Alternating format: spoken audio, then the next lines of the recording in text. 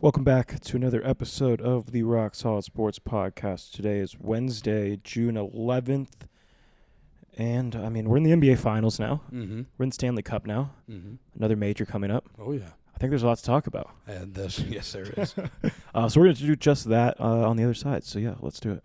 We gonna make it, baby. Rock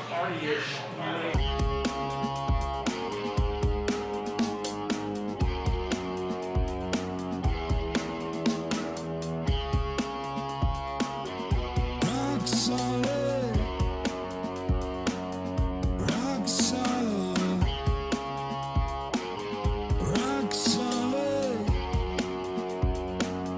Rock solid. Rock solid sports. Welcome back to this week's episode of the Rock Solid Sports Podcast. We're brought to you by Sluv, per usual. Go check them out on Instagram. That is sluv.co, sluv.co, or on their website at sluv.us. That is sluv.us. Go check them out. Go show them some love. I guess we'll start with the NBA, considering there's a game about to tip off, I think, in about an hour. Thunder, Pacers. We didn't talk last week after we got the official matchup. But those were the two teams we got. Those were the two teams that were up in the series when we recorded last, the two teams we expected to see in this matchup. It is now 1-1 going back to Oklahoma City. Game one, Indiana Pacers come back from a 15-point lead in OKC.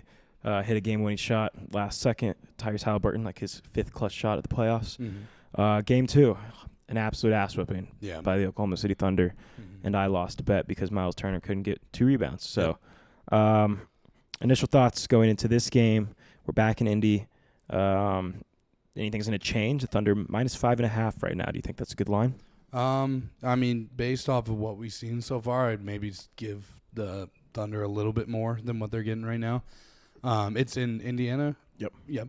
So that's going to play a factor for sure. I think the biggest part of it is Indiana's got to be more competitive early. And I think that's the biggest issue is that they're really good about coming back late, which worked their whole way up to this point because they were playing teams where that worked against them. But now they're playing one of the best teams, if not the best team in the NBA, and they can't get away with that. They can't come out slow and let OKC go up by 30 or 20 and expect to come back and get a miraculous win every single game. Like, as electric as it is, it's not going to happen every single game you play in. And if they can't figure out a way to make these games closer early, OKC is probably going to run away with this thing. But I think we've been shown that the Pacers are a team that can compete with them and can make this a very interesting series that goes really deep. But it's yet to be seen if that'll happen yet. I think the Pacers are a very talented team who can do that. And so I'm excited to see how they play tonight because it's kind of been like a both sides. But both games they've been down big. And first one they came back, second one they couldn't do that. So it'd be nice to see them come out and really kind of take hold early. And kind of because I think if they get in close games near the end, I think they have the advantage, like supreme advantage in those last-minute games. But it's about getting yourself in that position. And if you can't do that, then that's where the issue is going to start to come in. And then if that continues, then OKC might run away with it. No one wants to come back from 15 every game, and I agree with you, especially when you're playing the Thunder.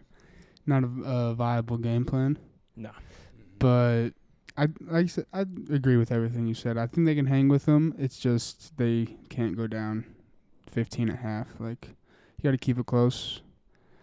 I don't know. I don't know. I think they'll be all right. I got OKC overall, but yeah. Since this will come out after the result of the game, what happened? What happened in Game 3 of the NBA Finals? Did they make the on-court graphics better of the trophy? No. They had like not that. They had like 3 days to plan this, considering for some reason they decided to play, Sunday, Wednesday, Friday, Tuesday. Like, they just keep making this like longer and longer. They had time to figure out what they're going to put on the court. Do we think it changed at all?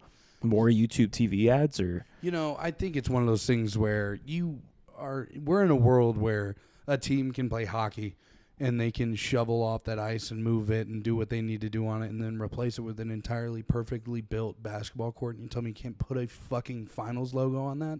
Like, that's what blows me away. Like, I don't understand why we have to CGI that in. Why not just put it on the court? And then can you imagine how much that piece of hardware would go for? Like the little slab that says the finals or the trophy. Like, I don't know why it's so lazy.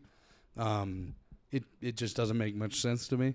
I'm sure they'll probably fix it a little bit, but there's not much you can do really when a guy waves a flag in front of the thing, in front of the projected thing, and it's not ready. Like, it's gonna show that it's just fake. But yeah, no, just put it on the court. I feel like they'll do that moving forward because now the people are just like, that looks like shit, and it's just kind of stupid. Like, if you're at the game, there's nothing to signify that you're in a finals game. When there hasn't been for years. Yeah, you're just like, if you just drop somebody in there without them knowing, like, they wouldn't know that this is a finals game. They would just know that it's a big game, and that's about it.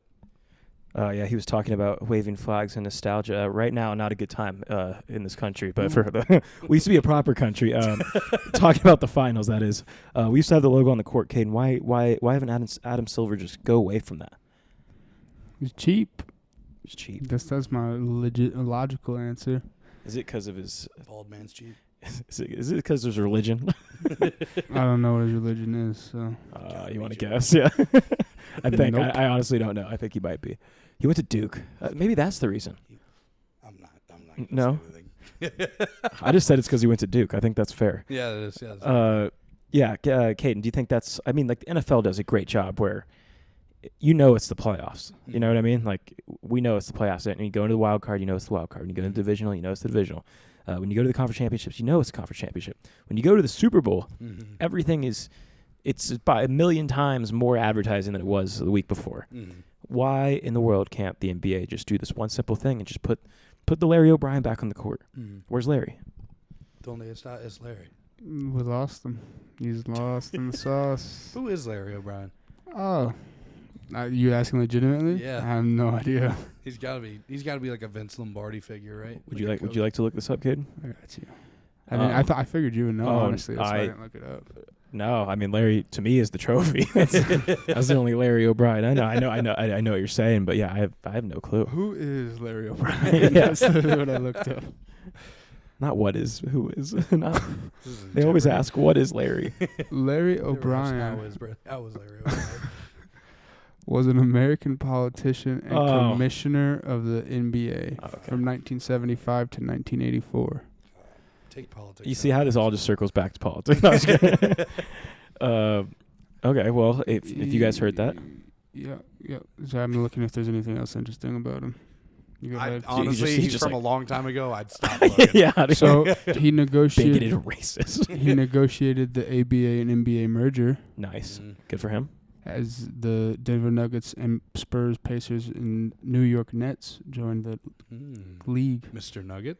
Look at that. Right. That's 3 huge teams right now. Introduced the salary cap. And the Nets. The salary cap. Oh. Brought the NBA to the cable television. Love it. Is that him or is that just TV's starting? You know. Is this politics? Yeah. Coordinated the NBA's richest. It was just TV starting. It's just TV starting. He just happened to be there. Yeah. I mean, he kind of did a lot. He died in the 90s. Oversaw the adoption of the three-pointer. So. Well, so I mean. So he ruined the game. Yeah. Exactly. He made Steph Curry who he is today. He did. Yeah. No Larry O'Brien. No Steph Curry. Look at the domino effect. See if you guys are listening. You guys learned something today on this fine Thursday or Friday or whenever you're listening. Butterfly effect. If you go back in time and you kill Larry O'Brien. Who's Steph Curry? Who's Steph Curry? Well, maybe we still have the ABA. Who's Del Curry? He's just out there being 6'3" for nothing. Just being tall. Just throwing shit in the hoops from far away. No reason. So if you said this guy was alive until 1990? Yes, sir. And somehow this Wilt Chamberlain's tape was never put out? Yeah. Really weird. Really, really weird. It's politics, man. This gets crazy, what they do right now in the NBA. Yeah, I do think the Thunder are going to end up winning this series. The Pacers are going to need to win one at home. I feel like in these next 2 games to even have a chance. If not, this game it'll be over in 5. Yeah, the Thunder are really good. What they did to the Pacers in that first half of Game 1, I think I went to sleep at halftime and it was like, oh well, I think they were only up by like 8 or something. But I was like, the way they're playing right now, like there's no way the Pacers win. Pacers end up winning that game. But then the Thunder come out in the next game and just they did exactly what they should have done in that last game, but they actually did it for 48 minutes. End up winning by, 16 points? I don't know, 14 points? Mm-hmm. Good math. 16 points. Good math. So, yeah, I ultimately have the Thunder, which absolutely sucks because I really don't want them to win. SGA has grown on my hate watch list of players I'm rooting against for the rest of their careers. He's now on there.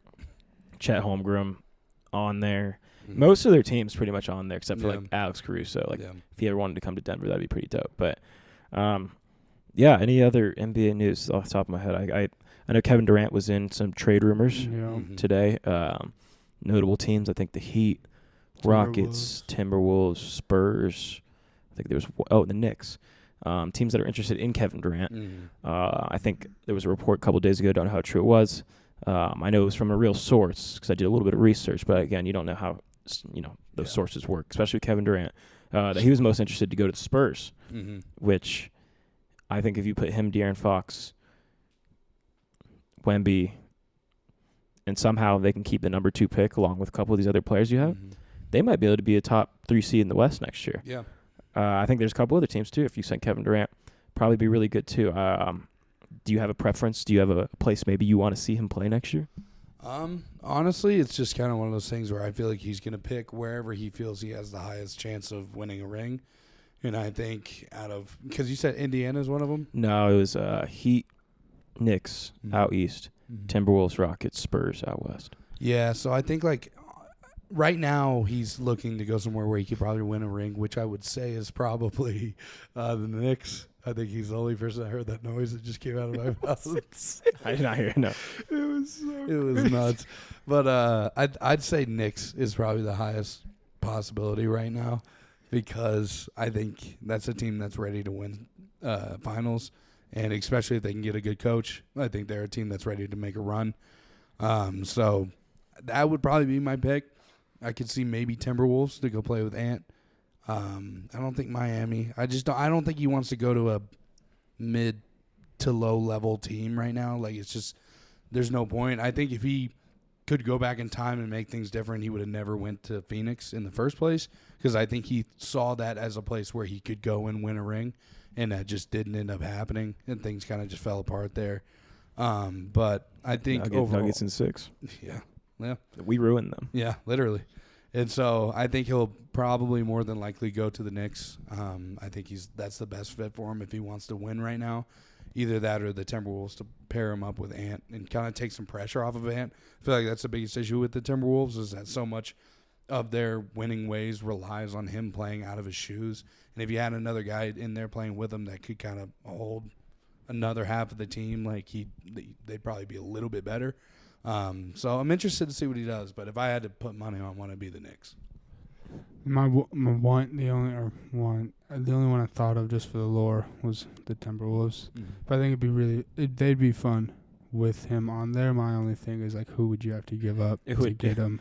So that's what I was going to tell you guys. With the 2 teams you guys picked, it would be Karl-Anthony Towns. The Suns would have to buy into Karl-Anthony Towns, which Devin Booker connection, they went to Kentucky together, whatever, but then you have to take on that contract. Or Julius Randle is going to be the biggest piece, and it'd probably be Naz Reid too, going back to Phoenix, which I think Phoenix would like Naz Reid. Julius Randle, I think, is on a player option. Yeah. But it's kind of like you have to buy into these guys that you're going to get that aren't as good as Kevin Durant, that are obviously younger than Kevin Durant, but just aren't that good. I'm praying he doesn't go to the Timberwolves. Yeah, same. I mean, like I said, just for the Lord, but I wouldn't want him there. Yeah. I'd like the Knicks. We have a couple of Knicks fans that listen. Let us know what you guys think if you want Kevin Durant. Never too late for the Nuggets.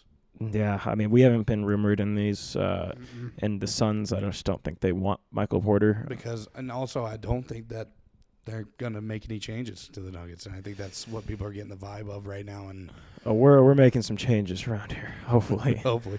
Well, hopefully that GM comes and puts his foot down because I've heard that, like, where they're at right now, they've said, like, we don't plan on making any changes to the team. Well, that's fucking crazy. Like firing the coach and the GM. Let's fire our GM already. We haven't even hired one. Let's fire him already. Rumored Ben Tenzer, who's our interim GM right now, is rumored to maybe get the job here soon, which I wouldn't prefer, but who knows? Maybe this guy's capable of some stuff. We don't know. But I'd rather have obviously a seasoned vet. Yeah, I mean, my biggest take has always been, it was the same thing with like the Dallas coach hire, is like, I think when you're looking to make a change into what you've been doing and try to shake the mold, I think in-house hires are kind of stupid, because it's like you're going to get a slightly different product, but for the most part, you're going to get guys with kind of the same ideas, the same way of doing things. They're going to follow after the person that was ahead of them, and they're they'll do things their own way, but for the most part, I think they're going to carry a lot of what was already happening in. And I'm like, at that point, why fire Malone? Why, Calvin Booth obviously needed to go, Terrorist, but like, why fire Malone if you're going to hire a coach who's going to kind of run the same type of team, with maybe a little bit less, swagger in terms of like locker room and stuff like that. I don't know. Well, I'm interested to see how it goes. I think they should hire elsewhere for their GM, and then try to get somebody who's willing to come in and shake the mold, because to be honest, there's not a big difference between not making the playoffs and being a middle of the pack team and making the playoffs and being out in the first, second round. Like, there's not much of a difference at the end of the day. There's only one team that's going to walk away every season saying that was a win, that was a success. There's only a handful of teams every year that can say playoffs are a success, which this year was like the Pistons, Pacers. the Pacers. Those teams can say, oh, making it to the playoffs, if we just made it to round one and we're out, that's a win for us because of where we were and this, all that, and the other. But I think for a lot of teams, like, playoffs aren't a successful season. Like, that's just, we just won a couple more games than the team behind us. So I think it's just one of those things where it's like, make some changes. Maybe if you have to be kind of mediocre for a year or two, do that to get to a point where you can be a team that is a finals contender. Yeah, I guess last NBA question. Today, all the rumors have been swirling of the Knicks trying to poach a head coach from every single team, it seems like. They requested interviews with, let's see if I can remember all these, Jason Kidd, Ime Udoka, Chris Finch. I know there was a couple more too. Every team said no. Yeah. Said no, you cannot interview our coach to try to poach them. I find that hilarious. I think there was one more not too long ago, like that literally just happened within the hour. But yeah, no one's really saying yes. Yeah. Obviously. Shoot or shoot. But yeah. Yeah, might as well. Michael Malone, is he going to get this job? I think when you look at the landscape of who you can get, I think he's the best one. He's got experience. He's been on teams that have gone to playoffs multiple years, been to the finals, won a finals. And it's like, there's not a better option. I think that might be generally what they're going for, is like, these are our guys. They're on other teams. We're going to try them. And if we can't, then I think Michael Malone's sitting right there for us. Why not try to go get him? I think he would actually do really well in like the New York media and all that stuff. Like, I think he would actually be pretty solid. And like, I think he really, in my mind, he's a locker room guy. And I think that team is a good locker room and how close everybody is. And I think he would mesh really well. So it wouldn't shock me if he went there. Who do I think is going to be the next coach of the Knicks? Yep. I mean, like, I don't know. He's the only person that really comes to my mind right now. I think, like, who else is in the coaching market? I can't really think of anybody. Mike Budenholzer. Shout out to him. I met him today. Mm-hmm. Cool guy. Mike Budenholzer. Why not him? He really doesn't fit the New York mold for me. But I was gonna say, I don't know. What did he play? He's the coach of the Bucks, right? he was the coach of the Bucks on their championship team. They fired him The year after. where he won coach of the year that year, and his brother died 2 days before they fired him. Mm-hmm. And then he went to the Phoenix Suns last year and Got fired. Yeah. Hey. Yeah, now he's golfing. Yeah. I agree. I guess I agree with Jackson. I can just see him more there, Michael Malone, but I don't know. To be honest with you. But the way it looks, hopefully for them, it's someone else who's coaching another team right now. Yeah. It seems like they just want to poach somebody just to do it. The other guy was Quinn Snyder from your Atlanta Hawks. Mm-hmm. The Atlanta Hawks also said no as well. So it's the Yusuf Nurkic quote card from Bleacher Report. It's like, who wants to be? And it's like, nobody. So that's what the Knicks coaching job is right now. But yeah, no, really interesting because they're obviously, like you said, they're a team that's not very far away from a championship. I feel like their window might be a little smaller than some other teams, but it is open right now, and I feel like you have to kind of do something about that. Speaking of windows that are open, the Edmonton Oilers. Yeah.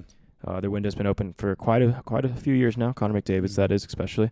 They're down 2-1 right now to the Florida Panthers, who absolutely dominated in Game 3, not only on the scoreboard but in the fighting category too, where they won 5 fights after the last buzzer. Mm-hmm.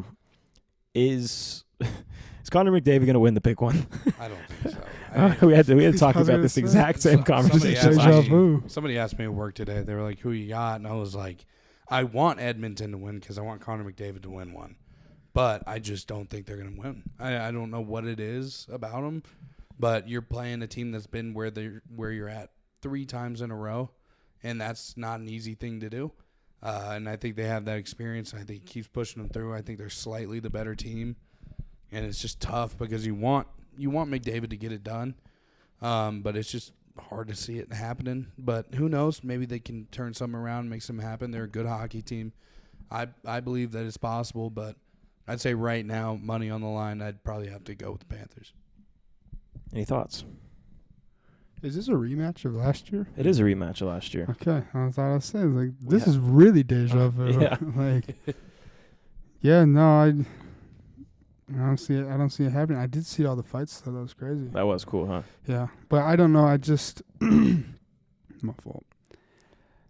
I think as Florida leads, and they already beat them once last year, they're up 2-1. I guess it's still. Game 4 is in Florida as well. Yeah. Yeah. There it is. You heard it from the man himself. Interesting stat.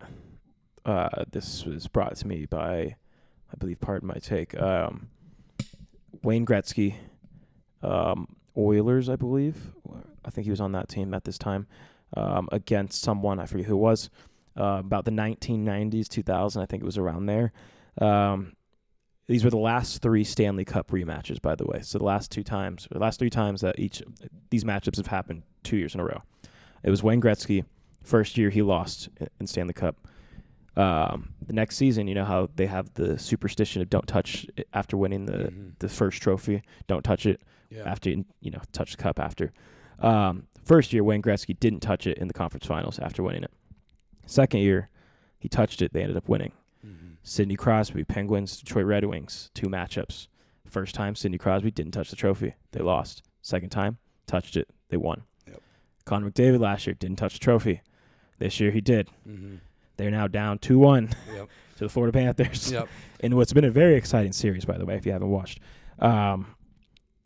If that stat continues, this is a great time to get in on Edmonton winning the series in the sports books.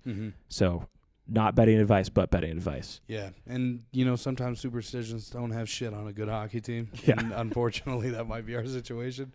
But it's like if LeBron just kept touching the Eastern Conference Finals trophy, but Kevin Durant was just on the other side the whole time. Yeah, I mean, I remember seeing the video of the Edmonton fans watching from their home center or whatever, and they saw him touch it, and they were losing their minds. I'm like, he touched it last year and you lost.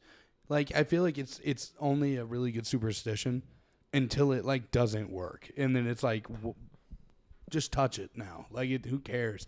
But if you've never been there, I get don't touch it. Get the vibes high. But you just did it last year. You didn't touch it. You lost. It's just kind of whatever. But I don't know. We'll see. I hope Edmonton pulls it together and wins it. But they lost by 5 goals in that last game. Yeah, 6-1. Yeah. So I mean, it's just they got to get it together. Technically 8-1 if you want to count the fights. Mm-hmm. That's 2 big points that weren't on the scoreboard. Mm-hmm. They're in the Oilers' heads. So are they in Florida. Also, I don't know how Brad Marchand, the Boston Bruins, I don't know how they just let him just go to the Florida Panthers at the trade deadline. Yeah. This guy's, I think, 37 years old or something, and he's killing it in the playoffs right now. I think he had a game-winning goal in overtime in Game 1. Game 2, I think he had either game-tying goal or a game-tying assist. And then Game 3, he was impressive as well. This guy's 37. Mm-hmm. When they brought him over, I was like, okay, this team's already stacked. He's not gonna, he'll be there, but he's probably not gonna make that much of a difference. And he's been great in the playoffs. And then I mean, I think the biggest story right now is also just the goalie matchup. Bobrovsky's been known to be like top 3 goalies in the world like the last 3 years, and Stuart Skinner literally just has sucked for the last like 4 years. Yeah. And they just keep sticking with him. I don't know why. I feel like they should have made a change a long time ago. I think Leon Draisaitl's like 2 days away from winning the regular season MVP if it's going to be him or McKinnon. But when it comes down to, I mean, it's the goalies. It's like pitching in baseball. You got to have pitching. Yep. You can have all the hitting in the world, but if you don't have pitching, you know, somebody that can stop the other team's offense, you know, that's going to cause some issues. Yeah. So that's hockey talk. Yeah, I'm pretty sure I've heard this through the grapevine a little bit that I think Ovi's coming back for another year. He is. I think so. And that's crazy. I mean, that is very obviously him being like, I'm going to make sure no one touches this record that I have. And, I mean, honestly, if I just got off a year where he's what, 41, 42? Something like that. Somewhere in that range. But if I was that old, like, I know that, like, kind of your body starts kind of falling apart a little bit. But if I just came off a season where, like, I led my team in, like, goals and points and shit, like, obviously in my head I still got it. So it's like, might as well keep going. So a couple. Oh, go ahead. He's only 39. He'll be 40 by next year. Yeah, September 17th, 1985. So, couple weird things. One, PFT also, pardon my take, he's a Washington Capitals fan, so he gets like the season ticket notifications. Apparently, they accidentally sent out an email that said, "Come join us, season tickets. Come join us for for Ovechkin's last year." Before like any of this was even speculated, like he said he was going to come back, and then they sent that out, and everybody was like, "Whoa, you know what the fuck?" And then they sent out an email like right after that, and we're like, sorry, whoever did that was fired just now. So that person didn't have a job after that. Yeah. People were panicking, especially Capitals fans. I think it's a possibility. I mean, that Jaromir Jagr dude, didn't he play till he was like 50-something? Yeah. Like, there's still dudes. I think there's the stat that's like, it's the same thing in the NBA, how they had one for Shaq for years, how every year in the finals, somebody was a teammate of Shaq's. Yeah. There's still a guy that is a teammate of Jaromir Jagr in the Stanley Cup today. Yep. And this dude was like 70, 60-something. Gretzky played for a long time, too, I'm pretty sure. So if Alex Ovechkin's body can hold up for 3 more years or something like that, I think he's sticking around to try to get to 1,000. Yeah. Nobody's ever got to 1,000, and he's only 103 away. Yeah. That could be 2 really good seasons. That can be 3 pretty good seasons. Yeah. 4, he might just have to go after that one. Yeah, he might have to be done after that one. Yeah, this Jaromir Jagr dude. Let's look at. Yeah, he had 766 goals. This dude played 24 seasons. Jeez. Good Lord. Like, that's just crazy It's to my me. whole life. Yeah. He played more seasons of hockey than I've been alive. Yeah. What's Ovechkin on right now? Goals? No, seasons. Oh. I just had it pulled up. Alex Ovechkin. Everybody forgets he's friends with Putin. I'm just kidding. He joined the Capitals in 05, so this is year 20. Well, you're LeBron. But he joined the Russian national ice hockey team, though, in 2003. You had me in the first half there. I thought it was you were going to finish with something else. Joined the Russian army in taking down. No, I'm just kidding. I think that is very interesting, though, that they don't let. I think it's like they don't let Russia play in the Olympics for hockey or something. Like, they didn't let them play in foreign nations. Because you got to be like in the United Nations to do it, I think. And they're not. Oh, I don't know if it's that. I mean, there's probably there's a lot of other factors. Well, I'm sure, I think that's like the rule number 1. If you've tried to fight the Soviet Union at one point, or like, I guess the Soviet Union was them as well. I don't know. Fucking Putin. Yeah, no. That's the only puck I really know at the moment. I do know that Cale Makar won the Norris Trophy again for his second time in 3 years. That is the Defense Player of the Year trophy for hockey. So shout out Cale Makar. A round of applause. Young legend. I think he's only like 25 years old or something like that, which is absolutely insane. It's nuts. That he's won 2 of these already. He plays like Ovi. He's got another 15. Yeah. Also, this is very. 26. He's 26. Also, very off topic. I just don't know why I just thought about this. One of my coworkers thought he saw there's the filters on like TikTok or Snapchat where you can like pick a team based on like random players that pop up. Yeah. This dude thought, this is how I know I'm getting old. Okay. This dude literally saw a picture of Ben Wallace and goes, "Oh, Joel Embiid." insane. I'm dead serious. Like I think I have the video still. It was bad. It made me feel really old, and I don't like that because the fact that he didn't know what Ben Wallace was, and we tried to educate him on that today. Ben Wallace would murder Joel Embiid. Yes, exactly. I was like, do not ever slander Ben Wallace's name like that. He didn't know what the Malice of the Palace was, and I was Oh like, my God. yeah, and I was like, oh my gosh, I am getting old. Like that kind of hit me. Yeah. That was the first time. preached to me.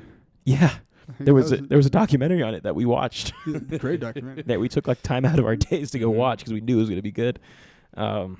Yeah. So how about that? If anybody's listening, tell us a reason why you think you're getting old just based on like a sports take or something you've heard in a while. Do you guys have any moments like that just recently? For some reason, I just thought about that. So I know it's a little out of the blue, but I think just like hearing when guys got drafted. I think every time I hear something like that, or just like even when there's new guys like in the NFL and he was born in like 2007 or some shit like that. It's ridiculous what it's getting to at this point. you want to hear another one? Peyton Manning's son is expected to be the starting quarterback at Cherry Creek High School this year. That's just ridiculous. The sheriff.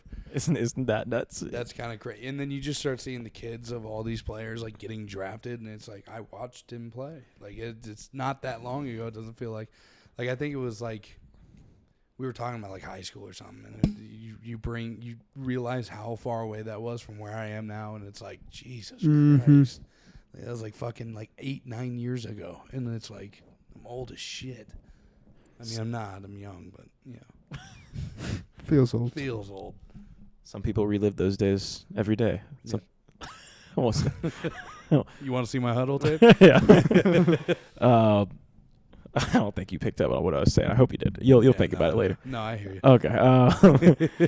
Yeah. So if anybody has any of those moments recently, please put them in the comments because I just felt terribly old when I heard that. Mm-hmm. The fact that the kids in this next generation don't know who Ben Wallace is we have some educating to do. Mm-hmm. Where are our teachers? Yeah. You have no idea how good Tim Duncan was. We are definitely not paying teachers enough because if our kids just don't know about Ben Wallace, we're cooked as a Ben Wallace 101. As a Who needs teacher, algebra? if I heard one of my students say know about Ben Wallace, lesson, immediate stop. Ben Wallace highlight tape Yes. immediately goes up. Yeah, that's exactly what we did today. And then we told him that there's a Malice in the Palace documentary. Mm-hmm. Malice in the what? And I was like, oh god, Dog. we slapped this little motherfucker. Yeah. So all right, we will get to a break and then we will talk Oakmont on the other side. So stay tuned. Verb Energy bars give you that extra boost that you need in the morning. They have an assortment of different types of bars, whether it's from caffeinated bars for the morning, as well as protein bars, whether in the morning or after your workouts. My personal favorite right now is the chocolate chip banana bread. It's awesome. Helps me get through the day, through the podcast, also through the work throughout the week. So right now, if you go onto their website, use code ROCKSOLID, you can get 30% off your next order. Verb Energy is the best way to start your day. Go check them out. All right, welcome back to the second half of the show. If you have not already, go check out Verb Energy. You just heard Jackson's great ad read that we have had up there for God knows how long. Yeah, go check them out. Use code ROCKSOLID, get 30% off. Really helps us. Would be beneficial if you guys did that. It's been a while since any of you guys bought any, so I know our real listeners, they have bought some, but for any of our listeners here and there that we may not know personally, please go look at Verb Energy. We know you're tired. Yeah, we know you're tired. Everybody is nowadays. Yeah. You know what you're not going to be tired for? The U.S. Open this weekend. Nice. Yeah, that's how you do that right there.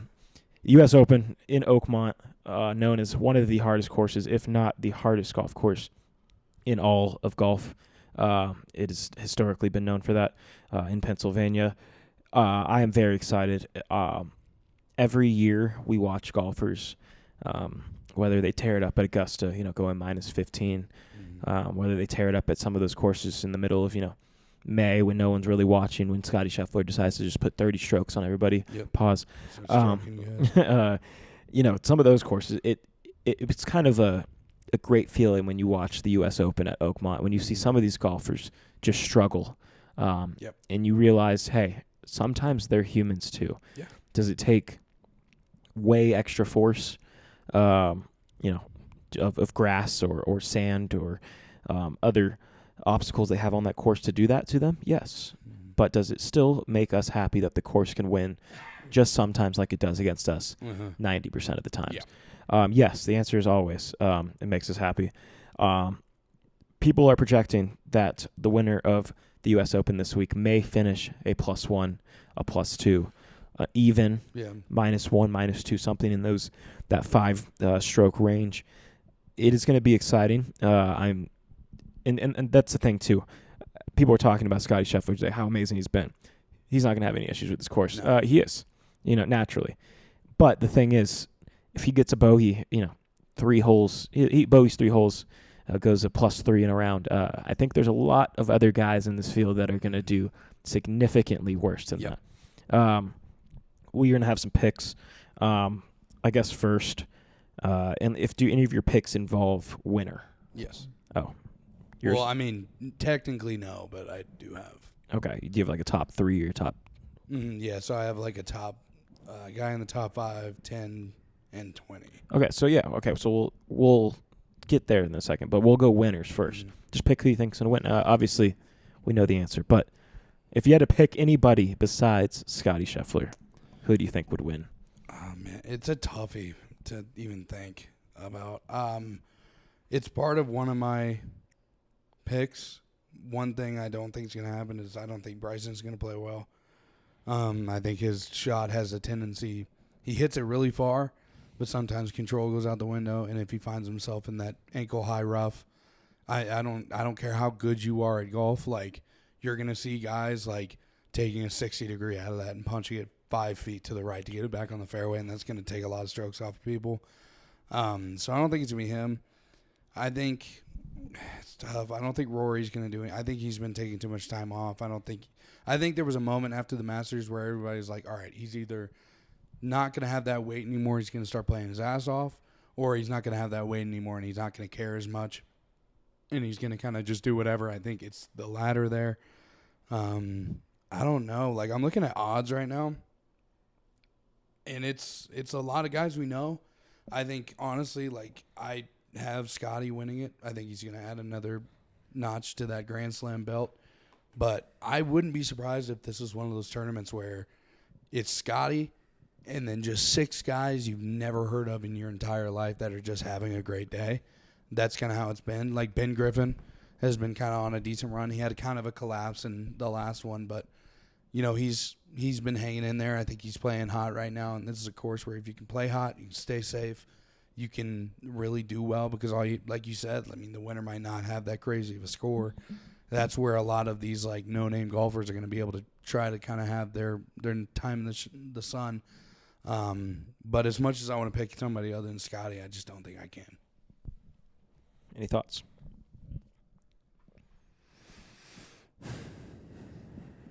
On who's gonna win it? No, not really. Not well. Like, of course, like I say, Scottie, but outside of everyone else, it's like, I don't know. With how hard it's supposed to be, it's kind of hard to make a decision. You know what I mean? Yeah. I got nothing for you. Not on who's winning. We'll let the Lord decide that one. Yeah. And the PGA has been very all over the place this year too. All right, then we'll go straight into bets. I mean, I'm excited. I'm thrilled. This is it's gonna be fun, and I just love the logo of Oakmont. Just that little fucking beaver. It just makes me happy every time I see it. I couldn't be more thrilled. I think there's a very high chance that Scottie cements just another great add to his legacy. It just every time. I think if you bet on him to win like the last 50 tournaments, whatever it's been since like the last year and a half or whatever, you'd be up like $100,000 if you kept just like overlaying, your money, whatever.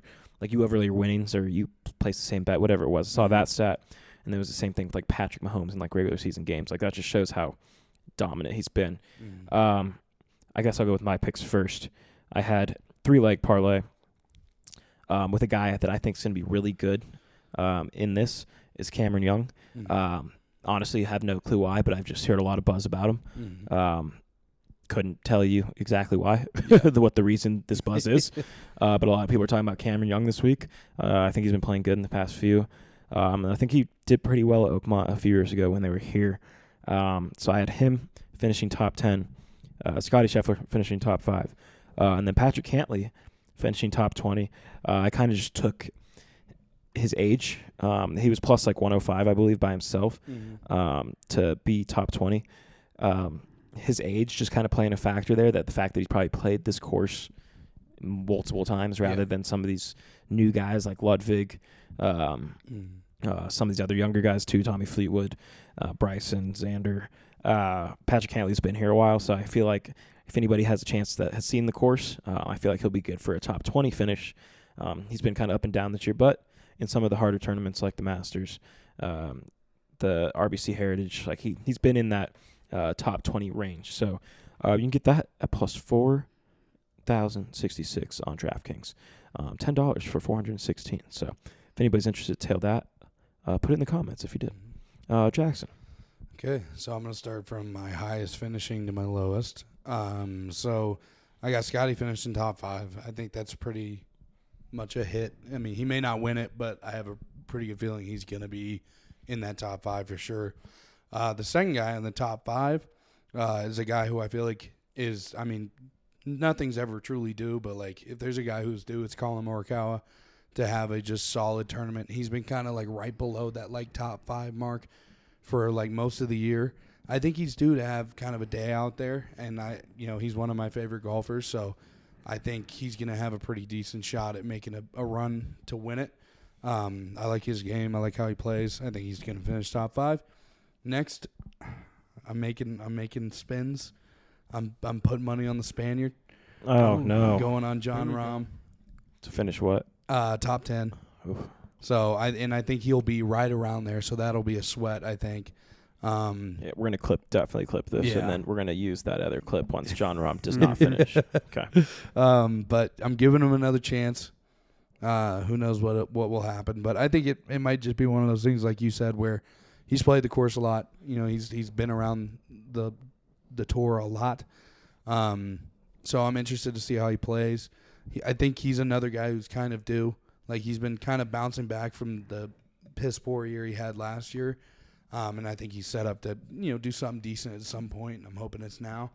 And then, rounding it off, I got Bryson DeChambeau finished in top 20. Like I said, he has a tendency to collapse a little bit. Near the last little bit, he always tends to fall back a little bit. And like I said, I think his drive is really good. But on a course like this, if you're an inch to the right, you're punching out 10 yards to the left. So I think he might have some issues there. I still think he's significantly better than most of the people in this field, which is why I still have him top 20. And it's not horrible odds, like minus 290. Like, that's a normal kind of favorite at odd. But all that together, running on FanDuel, plus 1,800, 10 for 187. I think it's decent. I think John Rahm's a little shaky. Morikawa, I think, is kind of like a toss-up because I think he's due, but he might not be. That's kind of a toss-up. But I think Scotty and Bryson, those are two definite hits, which is how it shows on this. Those guys are minus odds. The other guys are plus. Like Colin Morikawa's plus 380 to finish in top 5. But, I think they all got a decent shot to do what I put here, and I think Scotty's got a chance to win it. One thing we all are going to have in common is that top 5 Scotty finish. Scotty Scheffler. So I got this one we're going to start with. That might be the easiest bet in sports. Yeah. And odds aren't terrible. Minus 175. Like, It's pretty good. Take that straight up. Yeah. But I also have a parlay. 3-leg. Don't advise. Don't advise doing this. Would never advise it. A hard bet, not a smart bet. Exactly. No, there's no heart in this. Just a bet. This is just a bet. I was just gambling. This is the epitome of gambling. Scotty, top 5. Mm-hmm. Got that. Morikawa. I don't have him top 5. I have him top 10. Mm-hmm. He's been playing all right recently. And like you said, this is a tough course. Like you said, we think we're going to see a lot of people that we don't normally see. We're hoping we see Morikawa up there, top 10. I got him. Then, even though you're talking down on my boy, Ludwig, also top 10. He has been playing pretty well recently, the last 2 tournaments, but it's not the PGA Championship. I want to talk about that one. But I think, okay, throw him in the top 10. His odds are pretty all right. All 3 of those, plus 1484 on DraftKings. Like I said, don't do it. But if you do, remember who told you. Only if it hits. Yeah, only if it hits. Only if it hits, remember. So, yeah, I'm excited to watch that. That will be all weekend, Thursday, tomorrow through Sunday. So that's going to be fun. We'll see who gets the third major of the year, and then we just have one more in a couple months. All right, we use this time towards the end of episodes to talk about any miscellaneous stuff that's kind of happened. One that just randomly popped in my head. So Aaron Rodgers claims he's married, and does the woman know that he's married with her? Aaron Rodgers is a lot of things, and annoying is probably up there amongst all of them. Like, it's just like he's going to get married. He's the type of guy to get married in secret and show up with a big-ass fucking wedding band on his thing and be like, oh, you saw? It's like, yeah, motherfucker. Yeah. It's like, no, you're not hiding anything here. And it's, I don't know. Like, it's just, I'm sure she does. I'm sure it was a beautiful wedding, maybe. Did this wedding exist? I don't know. Maybe he just got really high and just thought he was fucking married and used the one from his last marriage. But I don't know. He's an interesting character. See how he does with the Steelers. But I don't know. He's fucking annoying. Any thoughts? To answer a couple of your questions. Yeah. She does know she's married. It was not a real wedding. It was imaginary. There were drugs involved. And someone did facilitate. There was a signed marriage certificate. That answers all the questions. Yeah, he knocked it out of the park. Oh, that's hilarious. Were you there? Yeah. Were you the facilitator? Were you doing drugs with Aaron Rodgers? He didn't I deny it. did not know. I plead the fifth. You didn't deny it. All right, I guess next thing, maybe possibly last thing, Tires Season 2 came out. Shane Gillis, if you guys don't know what Tires we're referencing. I thought you were going to say Shane Gillis if you're watching. No. Yeah, Shane Gillis, if you're somehow watching this. No, if you guys don't know what we're talking about, Tires Season 2, Shane Gillis's TV show with director McKeever, and I forget the guy's name off the top of my head right now, but the guy who's Steve something. He's hilarious. Steve Gerben, yes. Steve Gerben, Shane Gillis, McKeever, Chris Conley, all them, and the 100 cameos they brought in the last 2 seasons. If you don't know what that is on Netflix. Go check it out. Any thoughts on Season 2? I know you watched it. I don't think Caden's seen any of it besides 2 episodes. But yeah, I think it's really good. I think it's the closest that we have to like that prime era of time where it was like The Office and all that, and like in terms of like how good a sitcom can be nowadays. You can definitely tell they pumped way more money into this season than last season. I think last season literally almost only took place in the shop, and this year it's like all over the place, and I think it's really good. It's also really cool to just see like the people that are in it, not only the cameos, but just like the regular actors as well. They're all people from stuff he's done before, like all the Gillian Keefe stuff. Like those are all those people that are in it. It's just a really good group of guys who have the same collective sense of humor and get things the same way. And I think that really shows when you're watching it. And like, it's just hilarious. Like, it's probably beat for beat the funniest thing you could watch probably in the next year or two. Like, there's joke after joke, and it's never not funny. Shane Gillis has such an unique sense of humor that appeals to people like us, and I think that's like what idiots. Makes it, yeah, literally just idiots. And I think just like there's a lot of just dudes, and it's just like I think it just works, and I think that's why we love it so much. And the cameos they got into it, like seeing I don't know if you want me to spoil this. Go for it. But, seeing Vince Vaughn in there, and Ron White was amazing. Ron White is amazing in this show. Like, he steps completely out of who he is, and, like, it's, like, almost, like, perfect. Like, he plays it to perfection. You believe that character is who that is. But it's awesome. It's a great watch. It's got a little bit more, like, heart to it this year, I would say. Like, last year had a little bit of heart dash throughout it. I'd say this one takes a little bit more time to kind of hit on like the emotional bits. Obviously, they're quickly upended by a crazy ass joke. Yeah, like there's one where he's talking to his dad. It's at the 4th of July Memorial Day thing, and you can clearly tell that the actors started laughing while they were doing their lines, and they just kept it in there because it was a very serious line, and he like stopped saying it to start laughing. And Shane and Cal are both laughing at the same time, and Cal like never fucking laughs in that show.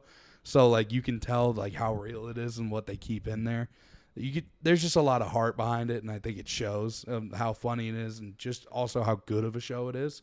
So yeah, it's a 10 out of 10 must watch. It's great.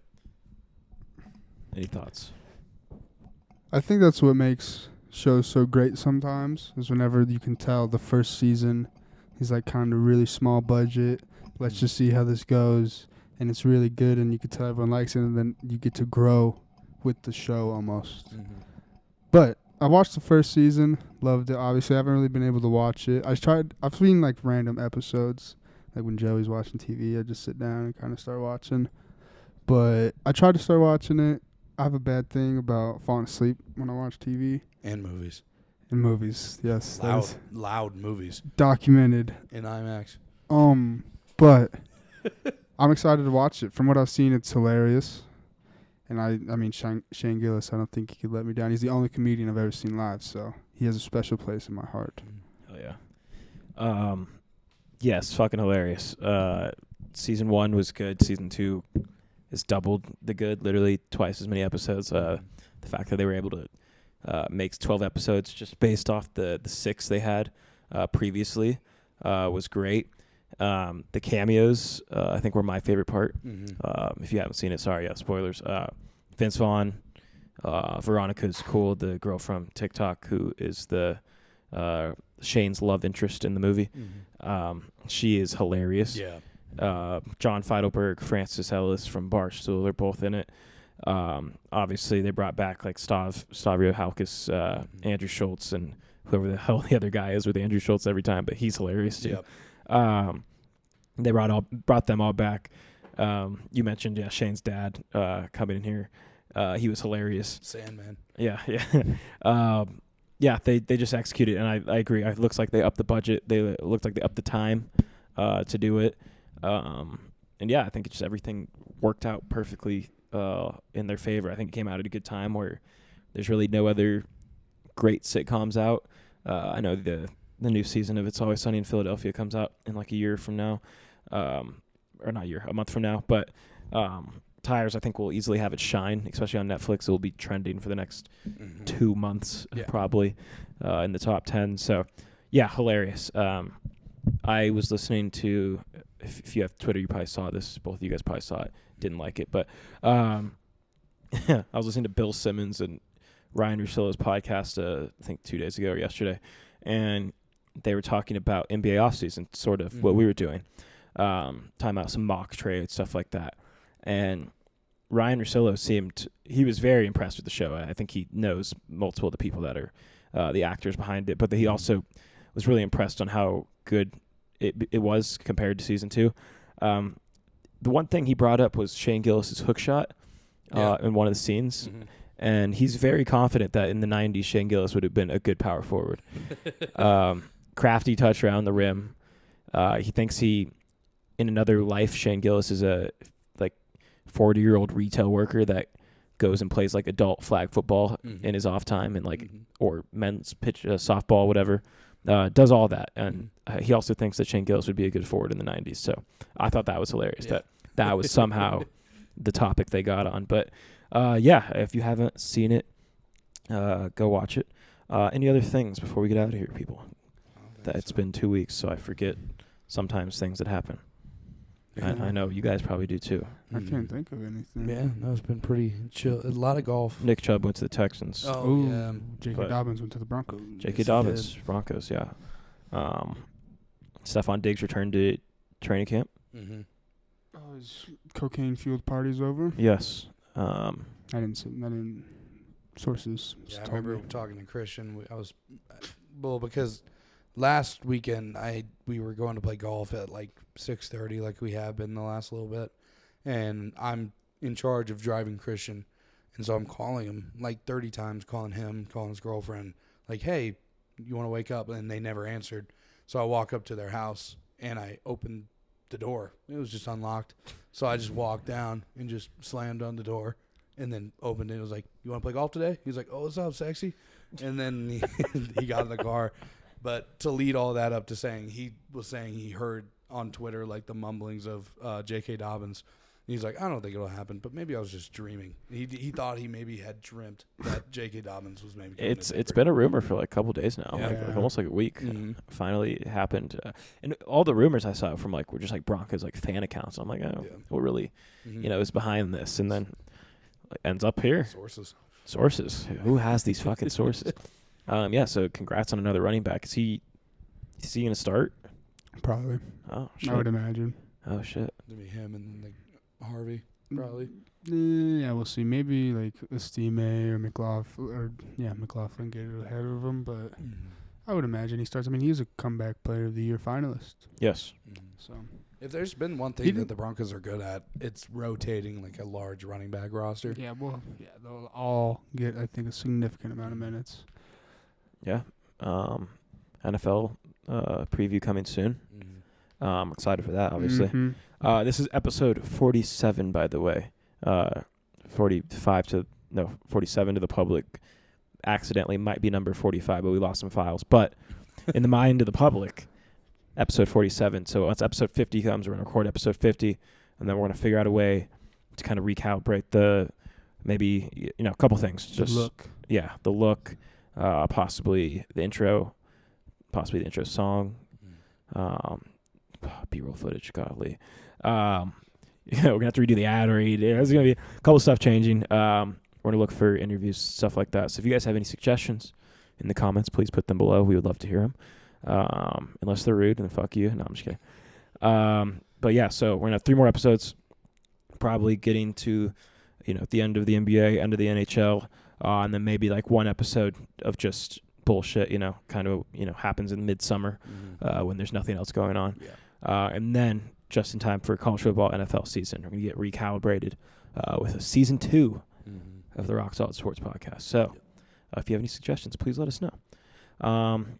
If we have nothing else, everybody have a good week. And yeah, go tell somebody you love them. You may just make their day. Peace. Peace.